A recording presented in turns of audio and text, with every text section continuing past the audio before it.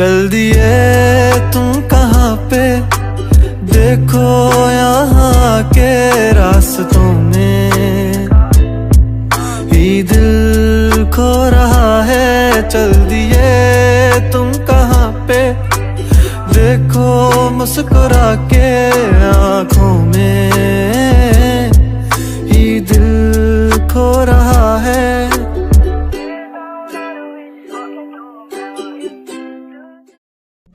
চারদিকে তখন আলো ফুটতে শুরু করেছে। জাগুকের গাড়ি এসে দাঁড়ালো এয়ারপোর্টের সামনে। জাগুক গাড়ি থেকে নামতেই পরপর এয়ারপোর্টে ঢুকলো আরো দুটো গাড়ি।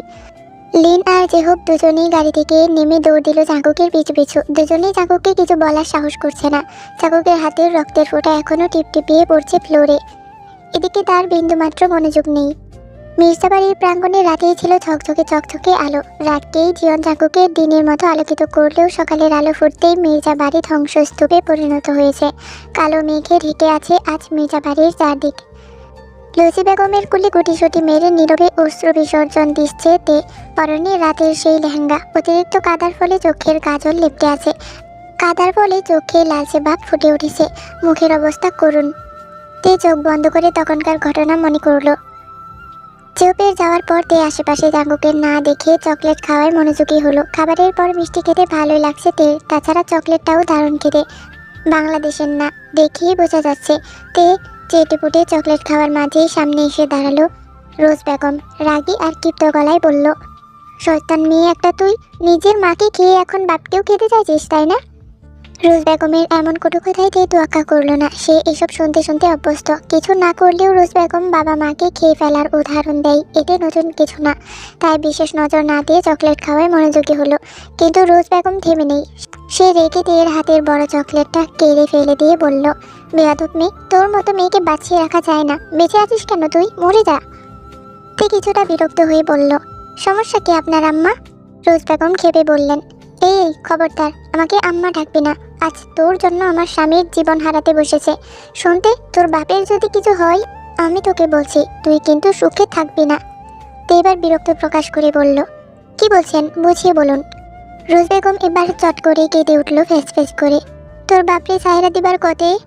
তে হতভম্ব হয়ে গেল রোজ বেগমের কান্না দেখে। রোজ বেগম কাঁদতে কাঁদতে আবারও বলল, তোর বাপরে মায়েরা ফেলবোতে, জীবন জাগুক তোর বাপরে পুলিশে ধরাইয়া দিছে, ওখানে ওরে অনেক মারতাছে রে। তে রোজ বেগমের কথা বিশ্বাস করলো না। রোজ বেগম যে নাটক করতে এক্সপার্ট তা তার ভালোই জানা আছে, তাই বিরক্ত হয়ে বলল সে, আব্বারে মারতাছে কেন? কি করছে? জীবন জাগুকের সাথে তোর বাপ তোরে বিয়া দিত না, তাই জীবন জাগুক বড় মন্ত্রী দিয়া হেরে জেলে ঢুকাইয়া দিছে। তে এবার যথেষ্ট বিরক্ত হয়ে বলল, ওনার আমাকে বিয়ে করাতে আমার নাম মাত্র বাপের প্রয়োজন নেই, সেটা জেনেও কেন তিনি এই কাজ করেছেন? রোজ বেগম অবাক হয়ে বলল, তুই আমার কথা বিশ্বাস করছিস না? তে সোজা সাপটা জবাব, না, ওনার এত ভালোবাসার পরেও যদি আমি আপনাকে বিশ্বাস করি তবে দোষটা তো আমারই হবে তাই না? তের কথায় রোজ বেগম ফোন বের করে একটা ভিডিও প্লে করে মুখের সামনে ধরতেই তে থ হয়ে গেল। রক্তাক্ত অবস্থায় ফ্লোরে গড়াগড়ি খাচ্ছে জ্যাকসন মির্জা। পুরো পিঠ আর শরীর জুড়ে মারির দাগ স্পষ্টভাবে ফুটে উঠেছে। মুখ থেকে আওয়াজ বের হচ্ছে না, শুধু গোঙানির শব্দ। এইসব তীর মাথা ঘুরে উঠল। ধপ করে বসে পড়লো চেয়ারে, চোখ বেয়ে নোনা জল গড়িয়ে পড়ল। জাগুকের নিকৃষ্টতম উদাহরণ সে দেখেছে, কিন্তু নিজের বাবার সাথেও এমন আচরণ তে মেনে নিতে পারছে না। হাজার হলেও জন্মদাতা পিতা তার। সামান্য কারণে জাগুক এত নিকৃষ্ট ব্যবহার করবে এটা হয়তো আশা করেনি তে। এদিকে জরুরি একটা ভিডিও কল শেষ করে এসে তেকে চুপচাপ বসে থাকতে দেখে জাগুক তের কাছে এসে ওর পাশ ঘেঁষে বসলো। এতক্ষণ যেসব গ্রামের মানুষেরা ছিল ওরা এখন নেই, তাই লোকজন কম এদিকে। লুচি বেগম আর বাড়ির সবাই এটা ওটা কাজে ব্যস্ত আছে আপাতত। বউ, ওই বউ, চলুন, অনেক হয়েছে, এবার শ্বশুর বাড়ি ফিরে চলুন। তবে বলে দিই, শ্বশুর বাড়ি কিন্তু আপনার একটা না। আমি দেশের হাত ধরে টেনে উঠাতে চাইলে দিয়ে উঠল না। জাগুক তের এমন নির্লিপ্ততা দেখে ভ্রু কুচকে তাকালো তের দিকে। ততক্ষণে লুচি বেগম আর তেকে বিদায় দিতে বাড়ির সবাই বেরিয়ে আসে ভিতর থেকে। জাগুক তের দিকে এগিয়ে তের পায়ের কাছে বসে আদুরে গলায় বলল, কি হয়েছে জান? শরীর খারাপ করছে? কি হয়েছে বলবেন তো? জাগুক এবার রেগে বলল, কি সমস্যা তোর? আবার কি নাটক শুরু করেছিস? সেই সন্ধ্যা থেকে অনেক নাটক হয়েছে, এবার চল, ফিরতে হবে, আমার জরুরি। তে এতক্ষণ পর মুখ খুলল। আপনি নির্দয় পাষাণ বলে ঢুকলে কেঁদে উঠল। জাঙ্কুকের তোয়াক্কাবিহীন সহজ স্বীকারোক্তি। হ্যাঁ, আমি নির্দয় পাষাণ, তুই ছাড়া আর কারোর জন্য আমার সামান্যতম কোনো অনুভূতি কাজ করে না। তো এসব বলে এখন কি মেলোড্রামা করবি? তে জাঙ্কুকের কথায় কেঁদে উঠলো, কাঁদতে কাঁদতে বলল, আব্বুকে ছেড়ে দিন জাঙ্কুক। জাঙ্কুক তখন আশ্চর্য হয়ে তের কান্না দেখছে। আর কি ছেড়ে দেওয়ার কথা বলেছে? জাঙ্কুক তের দিকে চেয়ে খানিক সময় চুপ থেকে বলল, ইউ মিন তোর বায়োলজিক্যাল ফাদার, রাইট? তে আশ্চর্য হয়ে তাকালো জাঙ্কুকের দিকে। জাঙ্কুক খানিকটা বিরক্ত হয়ে বলল, দেখ বউ, এখন বাপ শ্বশুর চেনার সময় আমার নাই। আমার তোকে লাগবে, তুই হলেই আমার চলবে। আর তোকে যে আমার থেকে দূরে করার চেষ্টা করবে তাকে আমি দুনিয়াতেই রাখবো না, সে হোক তোর বাপ। I don't care. তে জাঙ্কুকের দিকে এগিয়ে এসে বলল, বাবাকে ছেড়ে দিন জাঙ্কুক, আমি আপনার সাথে যাব। বাবাকে ছেড়ে দিলে আমি আপনার সাথে যাব। জাঙ্কুক প্রকুজকে বলল, যদি না ছাড়ি তবে যাবি না? তে জাঙ্কুকের কথায় হঠাৎ থম মেরে গেল। তার ছোট মাথায় এত কিছু ঢুকছে না। আপাতত সামনে জ্যাকসনের রক্তাক্ত অবস্থায় চোখের সামনে ভেসে উঠছে। এদিকে জাঙ্কুকের ঢেকে রাখা রাগটা মাথা চড়া দিয়ে উঠেছে তের নিশ্চুপতা দেখে। রাগে চোয়াল শক্ত করে হাত মুষ্টি করলো। রাগে দাঁতে দাঁত চেপে তের হাত ধরে টেনে বলল, আমাকে বিশ্বাস করবো, আমার রাগ খুব খারাপ। আমি তোর উপর টর্চার করতে চাই না। তোকে আঘাত করলে শতগুণ আঘাত আমার কাছেই ফিরে আসে। তাই আপাতত আমাকে ভালো রাখতে তোকে ভালো থাকা লাগবে। আর এই মুহূর্তে আমার তোকেই লাগবে। তাই কান্নাকাটি না করে চল আমার সাথে। জাঙ্কুকের কথা শেষ হওয়ার আগেই তে বলল, আমি আব্বুকে এই অবস্থায় ফেলে যেতে পারি না জাঙ্কুক। আমি তের পুরো কথা শেষ হয় না, তাতেই জাঙ্কুকের তাণ্ডব শুরু হয়। গায়ের কোটটা খুলে ছুঁড়ে মারে কোথাও। হাতের কাছে থাকা সরু একটা রড দিয়ে সজোরে আঘাত করে টেবিলে। টেবিলে থাকা কাচের প্লেট বাড়ি খায় হাতে, যার ফলে গলগলিয়ে রক্ত বের হতে থাকে হাত থেকে। জাঙ্কুকের হাতের কাছে থাকা সব কিছু চুরমার করতেই আছে। জাঙ্কুকের এমন ভয়ঙ্কর রূপ দেখে সবাই স্তম্ভিত। তবে লুসি বেগম, ইউনো, জেহব এরা শুধু অসহায় দৃষ্টিতে তাকিয়ে আছে, কারণ তারা বহুবার এমন দৃশ্যপট দেখেছে। এদিকে তে এসব দেখে ভয়ে আরও কেঁদে উঠল। লুসি বেগম তেকে জড়িয়ে ধরে একপাশে টেনে দাঁড়িয়ে আছে। তেকে কিছু জিজ্ঞাসা করার অবস্থায়ও নেই জাঙ্কুকের তাণ্ডবের জন্য। এরপর আজানের ধ্বনি কানে আসতেই জাঙ্কুক থেমে যায়। পুরো 15 মিনিট ধরে চলছে তাণ্ডব।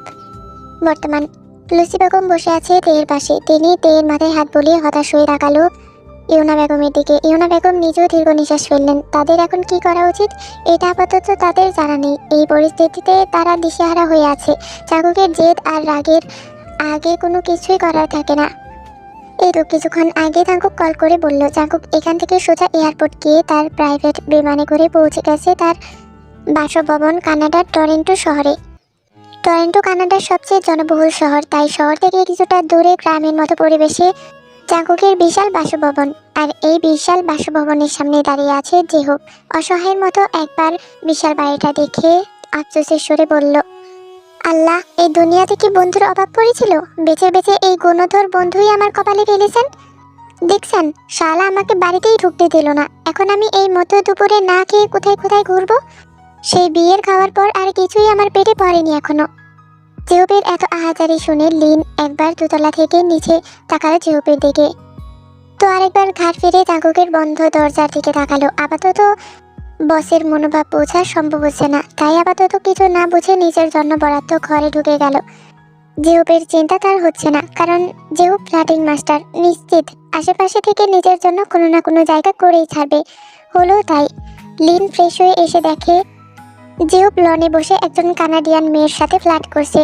এই দৃশ্য দেখে লিন নিজেকেই বাহবা দিল। তার ভাবনা কখনো ভুল হয় না। আজ নিয়ে প্রায় সপ্তাহখানেক হলো এই টরেন্টো শহরে আসা। এক সপ্তাহে এই 7 দিনে কারোর সাথেই তেমন কোনো কথা বলেনি জাঙ্কুক। মুখ গম্ভীর করে রেখেছে সবসময়। আর মেজাজ সে তো বলার বাহিরে। আজ ছুটির দিন হওয়ায় সবাই আজ বাড়িতে। সবাই বলতে লিন, জেহব আর জাঙ্কুক। জাঙ্কুক সকালে থেকে রুমে বসে ল্যাপটপে কাজে ব্যস্ত। লিন হলরুমে বসে ল্যাপটপে মুভি দেখছে। জেহবের সকাল থেকেই কোনো খোঁজ নেই, সে লাপাত্তা। যদিও জেহবকে নিয়ে তেমন কোনো ভাবাবেগ নেই কারোরই, কারণ জেহব ফ্ল্যাটিং মাস্টার। নিশ্চিত কারো না কারোর সাথে ঘুরে বেড়াচ্ছে। সময় হলে ঠিকই চলে আসবে। লিন রাতের জন্য রান্না করছে। টুকটাক রান্না সে পারে, যদিও জাঙ্কুকের মতো না। তবে নিজের জন্য আর কি যতটুকু দরকার ততটুকু পারে। আর জাঙ্কুক, সে তো নিজের জন্য নিজের মতোই বানিয়ে খায়। তাছাড়া জাঙ্কুকের গম্ভীরতা আর রাগ এখানে এসে যেন শতাধিক বেড়েছে। তাই আপাতত বসকে রাগানোর মতো একটা শব্দ উচ্চারণ করতে ভয় পায় সে। ইভেন উপর তলায় যাওয়ার খুব প্রয়োজন না হলে যাওয়া হয় না আজকাল। লিনের রান্নার মাঝে কলিং বেল বেজে ওঠে। লিন তখন স্যালাড কাটছিল। জিহুব এসেছে ভেবে দীর্ঘ নিঃশ্বাস ফেলে দরজা খুলতে খুলতে বলল, জিহুব ভাই কোথায় হাওয়া হয়ে গিয়েছিলেন? সেই সকাল থেকে কোনো খোঁজ নেই আপনার। বস সকাল থেকে এখনো নিচে নামেননি, শুধু এক কাপ কফি খেয়েছে। আর আপনি? জিহুব লিনকে এভাবে শক্ত রূপে দেখে একরাশ বিরক্তি নিয়ে বলল, সাইড দে ভাই, ভেতরে আইতে দে। লিন হকচকিয়ে ছটপট করে সরে দাঁড়ালো। তার বিস্ময় এখনো কাটেনি। 4 বার গুনে গুনে 4 বার ডাকার পরেও লিন বা জিহুবের আসার নামগন্ধ না পেয়ে জাগুকের বিগড়ানো মেজাজ আরো বেগড়ালো। মাথা ধপধপ করছে ব্যথায়। টানা কয়েকদিন নির্ঘুম থাকায় মাথা ধপধপ করছে। জাগুক রাগে গজগজ করতে করতে আবারও বলল, এই লিন, কোথায় মরেছিস তোরা? শালা, আমি যদি রুম থেকে বের হই আজ তোদেরকে এখানেই পুঁতবো, বাল সবগুলা। 5 বার ডাকার পর জাগুকে ক্ষিপ্ত হয়ে রুম থেকে বের হয়ে নিচে এসে দেখে চারদিকে অন্ধকার। রাগে গজগজ করতে করতে কিছু বলতে গিয়েও থেমে যায়। অন্ধকারে একটা ছায়ামূর্তি এগিয়ে আসতে দেখে জাগুক থম মেরে দাঁড়ায়। অন্ধকারেও সেই ছায়ামূর্তি চিনতে তার ভুল হলো না। আচমকাই হলুদ রঙের আলো জ্বলে ওঠে। সেই ক্ষীণ আলোয় ভেসে উঠল স্বর্ণালী মায়াবী মুখখানা। যেই মায়াবী মুখখানায় জাগুকের দুনিয়া থমকে যায়। জাগুকের সমস্ত সত্তা হারিয়ে যায়। সেই জাগুক হারিয়ে গিয়ে নতুন জাগুক ধরা পড়ে। তার মায়াবতী মায়াবিনী বউ, জান বউ, ঠিক তার সামনে দাঁড়িয়ে আছে। হাতে তার ছোট্ট সাইজের একটা কেক, মুখে লেগে আছে মিষ্টি হাসি। শুভ জন্মদিন অপ্রিয় রাক্ষস মশাই, হ্যাপি বার্থডে দোস্ত। মুহূর্তের মধ্যে চারদিকে আলো জ্বলে উঠতেই ইউনো জেহুব লিন একসাথে চেঁচিয়ে উঠল। জাগুকের সেদিকে কোনো ধ্যান নেই। সে এক দৃষ্টিতে তাকিয়ে আছে তেয়ের দিকে। তেয়ের পরনে কালো একটা সালোয়ার কামিজ, চুলগুলো একপাশে বেনি করা, মুখে কোনো প্রসাধনী নেই, শুধু ওই মিষ্টি হাসি ছাড়া। তাতেই কি অপরূপ লাগছে। ওই মিষ্টি হাসি কি যথেষ্ট নয় জাগুকের হার্ট ব্লক করার জন্য? আমি পাখিরা আজকে আমি যতটুকু পেরেছি ততটুকুই দিছি, কারণ চারদিকে মাইকের শব্দে আমার কান বউ বউ করতেছে। নির্বাচন আসছে না, যার কারণে প্রচণ্ড মাইকের শব্দ। তাও আমি অনেক কষ্ট করে এতটুকু ভয়েস দিছি। এতটুকুই থাক। আর এখন আমার এক্সাম চলতেছে, যার কারণে আমি জানি না ভিডিও দিতে পারবো কিনা। এটা তো যাই দিতেছি সামনের ওই চ্যানেলে তো দিতেই পারতেছি না, তো ওই চ্যানেলেও আমি চেষ্টা করব দেওয়ার। আমি জানি না দিতে পারবো কিনা, তো এটাতেও আমি কন্টিনিউ রাখার চেষ্টা করব, আর ওইটাতেও একটু চেষ্টা করব দেওয়ার। যদি না পারি তাহলে তো নাই, চেষ্টা করলে তো আর কোনো নাই, ক্ষতি নাই, বুঝছো না? আচ্ছা তাইলে আমার পড়তাম মন চান, আমি কি করতাম? আমার পরীক্ষার জ্বালাই আমি ভিডিও বানাই না, পড়িও না, মানে কিছু করি না, সব ছাইরে গিয়া দেবদাসে বলেছি। আচ্ছা কিছু করার নাই, তাহলে জায়গা মাইক আইতাছে আরেকটা। মন্ডাই কই ঘুষি মেরা উগানটা ফালাই দিতাম নিয়ে, আরেকটা লাথি মেরা। এত মাইক বাজান লাগে কি? বুট দেয় বেলা যেমন চাই রই দিব, এত মাইক বাজান লাগে কি? উফ, মাথাটা নষ্ট করে লাইলো। তাহলে জায়গা বাল।